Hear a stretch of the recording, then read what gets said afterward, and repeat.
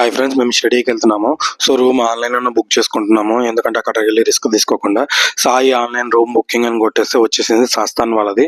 So సస్తాన్ వాళ్ళ సైట్లో login register చేసుకోవాలి. నాకు ఆల్రెడీ ఉంది కాబట్టి నేను లాగిన్ అయ్యి చూపిస్తాను మీకు. సో లాగిన్ అయిపోయాక ఇక్కడ అకామిడేషన్ క్లిక్ చేయాలన్నమాట. అక్కడ తర్వాత రూమ్స్ ఎన్ని డేస్కి ఉంటామని సెలెక్ట్ చేసుకోవాలి, డేట్ సెలెక్ట్ చేసుకోవాలి, టైమింగ్స్ ఇక్కడ మన ఏ టైమింగ్లో ఉందో ఆ టైమింగ్లో మనం స్లాట్ బుక్ చేసుకొని రూమ్ నాకైతే 12:59 to 3:50 పిఎంకి ఏఎంకి ఉంది. సో అదే సెలెక్ట్ చేసుకొని యాడ్ చేశాను. సో ఎంతమంది ఉంటే అంతమంది ఆధార్ కార్డు ఆర్ ఏదో ప్రూఫ్ చూపించాలన్నమాట వాళ్ళ వెరిఫికేషన్కి. సో అలా వెళ్ళేసి సెలెక్ట్ చేసుకొని పేమెంట్ గేట్వేకి వెళ్తుంది. పేమెంట్ చేసిన తర్వాత సో కార్డ్ కానీ యూపీఐ కానీ ఏదైనా సెలెక్ట్ చేసుకోవచ్చు అనమాట మనం.